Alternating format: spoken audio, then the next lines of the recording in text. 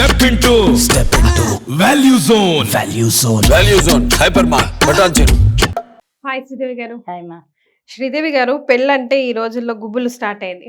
Parents కి ముందు, తర్వాత ఆడపిల్లలకి. సో ఈ రోజు స్పెషల్ గా ఆడపిల్లల్ని ఉద్దేశించి నేను ప్రశ్న అడుగుతాను మిమ్మల్ని. అసలు అమ్మాయి పెళ్ళికి ఎప్పుడు రెడీ నేను అనుకోవాలి? అమ్మాయి అనుకోవాలా, ఆ తల్లిదండ్రులు అనుకోవాలా? ఈ రోజుల్లో ఏంటంటే ఇంకా 22, 23 అయిపోయి లేదా ఎడ్యుకేషన్ ఫినిష్ అయిపోతుంది అంటే పెళ్లి చేసుకోవా, పెళ్లి సంబంధాలు చూడమంటావా? పేరెంట్స్ అడుగుతున్నారు. మన ఆ రోజుల్లో ఎక్కడ అడిగారండి? మూసుకొని ఎవరిని చూపిస్తే అసలు చేసుకోవాల్సింది. ఆప్షన్స్ ఇస్తారు, కాకపోతే నచ్చారా నచ్చలేదు. కానీ ఇప్పుడు పేరెంట్స్ అడుగుతున్నారు ప్రశ్న, సంబంధాలు చూడమంటావా, ఫొటోస్ దిగండి, ఫొటోస్ ఇవ్వండి అని చెప్పేసి. అసలు ఆ ఆడపిల్ల నేను పెళ్ళికి రెడీ అయ్యాను అని ఎప్పుడు అనుకోవాలి? పేరెంట్స్ ఇచ్చేది అది ఆపర్చునిటీ అనుకోవాలా? దాన్ని ఎట్లా యూటిలైజ్ చేసుకోవాలి అమ్మాయిలు? ఇప్పుడు ఆడపిల్ల నేను పెళ్ళికి రెడీ అని ఎప్పటికీ అనుకోదు. వాళ్ళ మీద మనం డెసిషన్ వదిలితే 99% గర్ల్స్ ఎవరు కూడా ఈ రోజుల్లో నేను పెళ్ళికి రెడీ అని ఏ రోజుల్లోనూ అనుకోరు. అయితే ఏంటంటే వాళ్ళ చుట్టుపక్కల వాతావరణం, ఇప్పుడు నా క్లాస్మేట్స్ అందరికీ పెళ్ళి అయిపోతుంది, నాకు ఇంకా కాలేదు అంటే అప్పుడు నేను రెడీ అన్న ఫీలింగ్ ఆమెకు వస్తుంది. అంటే సమ్ కంపారిజన్ ఉండాలి అక్కడ. లేదు ఇంట్లో ఏదో పేరెంట్స్ బాగా స్ట్రిక్ట్ ఉన్నో, లేకపోతే లేని వాళ్ళు అయ్యో, ఇంకేదన్నా సమ్ సిచ్యువేషన్స్ ఉన్నప్పుడు నేను చేసుకుని వెళ్ళిపోతే బాగుండు అన్న ఒక ఫీలింగ్ వస్తుంది తప్పిస్తే వాళ్ళకి వాళ్ళు రియలైజ్ అయ్యి నేను పెళ్లి చేసుకోవాలి అనుకోవడం సహజంగా జరగదు. ఏదో రేర్ కేసెస్లో జరగచ్చేమో కానీ సహజంగా అయితే అది జరగదు. కాబట్టి పేరెంట్స్ ఎప్పుడైతే మనకి పెళ్లి చేసుకోమంటారో యాక్చువల్గా అది మ్యారేజబుల్ ఏజ్ అనే అనుకోవచ్చు. Every girl should think my parents are insisting, చెప్తున్నారు ఇంక చూసుకో అన్నారంటే ఇంకా అక్కడ నేను మ్యారేజ్కి రెడీ అవుతున్నానని అనుకోవాలి. అయితే కొంతమంది ఇమ్మెచ్యూర్డ్గా వాళ్ళని చదువు ఆపేసి మధ్యలో చేసుకోమని, ఇప్పుడు బాగా చదివే పిల్ల ఉంది, ఒక గ్రాడ్యుయేషన్ అవుతుంది, పోస్ట్ గ్రాడ్యుయేషన్ చేయాలి అన్న థాట్ ఆమెకి పాపం చాలా ఉన్న, వీళ్ళు బై ఫోర్స్ అంటే అలాంటప్పుడు కొంత రిజెక్ట్ చేయొచ్చేమో. కానీ బట్ అదర్వైజ్ ఏంటంటే ఒక మ్యారేజబుల్ ఏజ్, ఇంకా వాళ్ళ ఫైనాన్షియల్ స్టేటస్ అనుకో, వాళ్ళ ఎనర్జీ లెవెల్స్ అనుకోండి, ఏదైనా వాళ్ళ ఫ్యామిలీ బ్యాక్గ్రౌండ్ బేస్ చేసి పేరెంట్స్ ఒక డెసిషన్కి వస్తారు.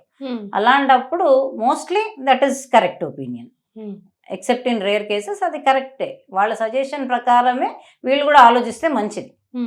బట్ ఈ రోజుల్లో చదువులు అయిపోయి ఉద్యోగాలు చేసి కొంచెం ఎక్స్పీరియన్స్ సంపాదించుకొని పెళ్ళిళ్ళు చేసుకోవాలంటే ఏజ్ కాస్త దాటిపోతుంది. అవును, దాటుతుంది.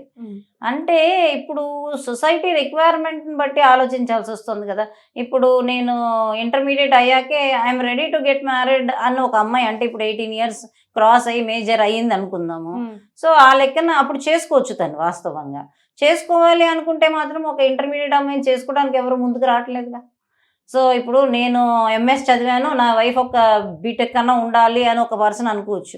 సో ఇలాంటి మ్యారేజ్ మార్కెట్ అనే వర్డ్ వాడకూడదేమో, కానీ అలాంటి సిచ్యువేషన్ బయట ఉన్నప్పుడు ఆ డిమాండ్కి తగినట్టుగానే వీళ్ళు కూడా చదువుకోవాల్సి వస్తుంది.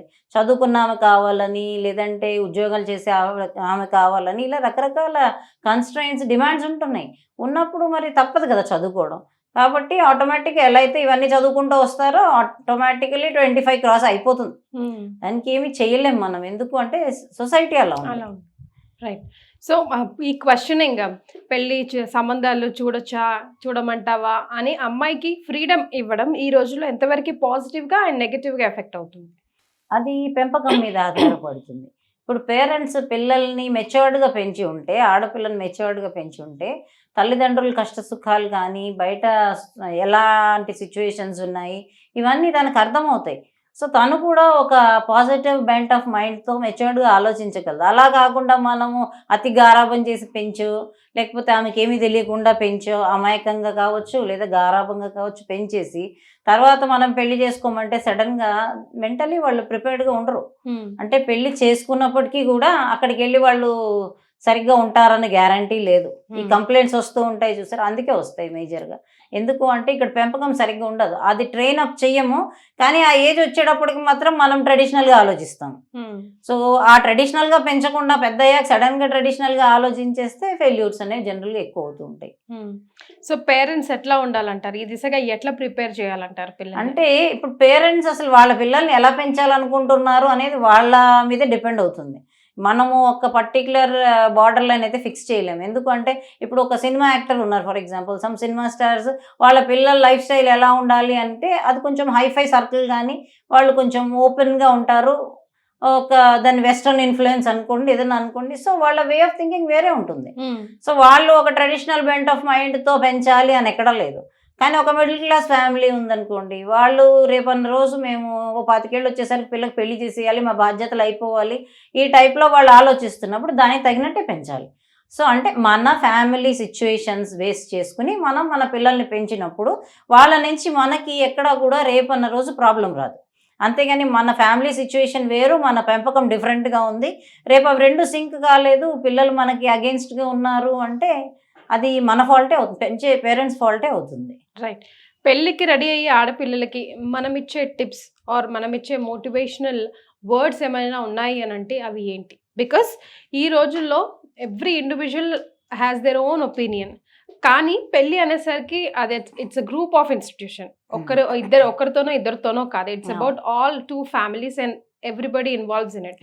సో దానికోసం అంటే ఆడపిల్లకి మనం ఇచ్చేటువంటి సజెషన్స్ ఏంటి అంటే, బేసికల్లీ మ్యారేజ్ అనేది ఇప్పుడు డివోర్స్లు ఇవన్నీ చాలా కామన్ అయిపోయి ఉండొచ్చు, కానీ ఏది ఏమైనప్పటికీ మ్యారేజ్ అనేది మనకి లైఫ్లో ఒక తోడు, బేసిక్లీ ఒక తోడు. పేరెంట్స్ ఎందుకు పిల్లలకి పెళ్ళి చేస్తారు అంటే, రేపు అన్న రోజు మేము పెద్దవాళ్ళం అయిపోయినా, మేమున్నా పోయినా తనకి ఒక తోడు, వాళ్ళు లైఫ్ లాంగ్ ఇంకా వాళ్ళు కలిసి ఉంటారు. లైక్ అదే థింగ్ వాళ్ళు వాళ్ళ పిల్లలకు కూడా ఇంప్లిమెంట్ చేస్తారు. సో మెయిన్ పర్పస్ అది తోడు. ఇంకా చెప్పాలంటే మన పిల్లలకి మనమే వాళ్ళు చనిపోయేంత వరకు తోడు ఉండగలిగితే పర్వాలేదు, అలా ఉండలేం కాబట్టి చేస్తున్నాం. సో ఇది లైఫ్ లాంగ్ తోడు అనే దృష్టితో పెళ్లి చేసుకుంటామే తప్ప పార్టీలను, ఫంక్షన్లను, స్టేటస్లను ఇంకే కారణాలతోనూ చేసుకోము. సో ఆడపిల్లలు బేసికల్లీ ఈ కాన్సెప్ట్స్ మీద దృష్టి పెట్టడం తగ్గించి, ఆ వచ్చే మనిషి నా మైండ్ సెట్కి, నేను పెరిగిన వాతావరణానికి లేదా నా వ్యక్తిత్వానికి ఎంతవరకు సెట్ అవుతాడు, నా ఫ్యామిలీలో ఎంత బాగా మిక్సప్ అవ్వగలడు. ఎప్పుడైతే అతను మిక్సప్ అవ్వగలడో మనం కూడా మిక్సప్ అవుతాం. ఇప్పుడు ఆ డిఫరెన్స్ ఎప్పుడైతే ఉంటుందో గివ్ అండ్ టేక్. ఇప్పుడు వాళ్ళు మనతో కలిసినప్పుడు మనం వాళ్ళతో కలవగలుగుతాం. ఏదైనా డిఫరెన్స్ ఉందనుకో, అది ఫైనాన్షియల్ స్టేటస్ కావచ్చు, లేకపోతే థాట్ ప్రాసెస్ కావచ్చు, లేక కల్చర్ కావచ్చు, డిఫరెంట్ ఉందనుకో కలవలేము గబుక్కన.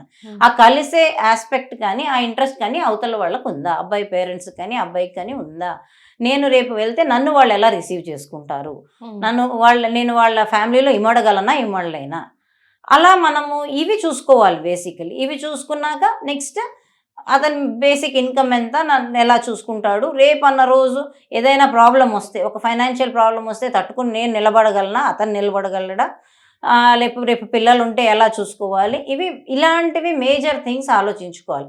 అవి కూడా ఏంటంటే హైఫైగా ఆలోచిస్తారు ఈ రోజుల్లో. ఎలా అంటే మనకి పిల్లోడు పుడితే వాడిని అది చేద్దాం, వాడిని ఇది చేద్దాం, అలా కాదు. అసలు ఎలా మెయింటైన్ చేసుకోవాలి మన లైఫ్ స్టైల్. అంతే, వాడు పెద్దయ్యాక ఏమవుతాడో వీళ్ళకి తెలియదు, కానీ వీళ్ళు వాడికి 1 year ఉన్నప్పటి నుంచి ప్లాన్ చేసేస్తారు వాడిని ఫారెన్ పంపించి ఏ కోర్స్ చేయించాలని. అది కాదు.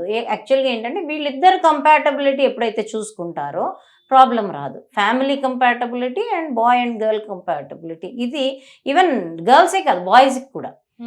ఒక అమ్మాయిని పెళ్లి చూపులు చూడాలి అనుకున్నప్పుడు లేదా ప్రేమించినప్పుడు వాట్ ఎవర్, మెయిన్ చూడాల్సింది ఇది. అందంగా ఉందా, లేకపోతే ఏం చదువుకుంది, ఎంత సంపాదిస్తుంది, లేకపోతే ఎంత కట్నం ఇస్తారు, ఇవన్నీ కావు.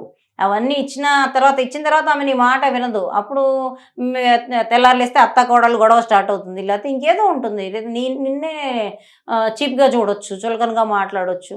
సో మేజర్గా చూసుకోవాల్సింది ఏంటి అంటే మన ఫ్యామిలీ వాళ్ళ ఫ్యామిలీ కంపాటబుల్గా ఉండగలరా, ఆ అమ్మాయి మన ఇంట్లో అమికేబుల్గా ఉండగలదా, ఇది తెలుసుకున్నప్పుడు జనరల్గా అసలు డివోర్స్లు అనేవి జరగవు. డివోర్సెస్ అవి ఎందుకు జరుగుతున్నాయి అంటే మనం ఎక్స్టర్నల్ ఫ్యాక్టర్స్ చూసేసి పెళ్ళిళ్ళు చేస్తున్నాం.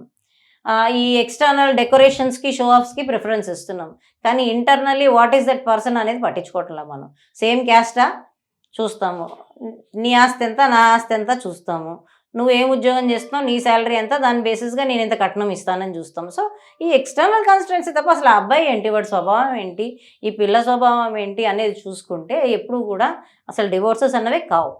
ఇవి చూసుకోవాలి. Right. Thank you so much. Okay అమ్మా.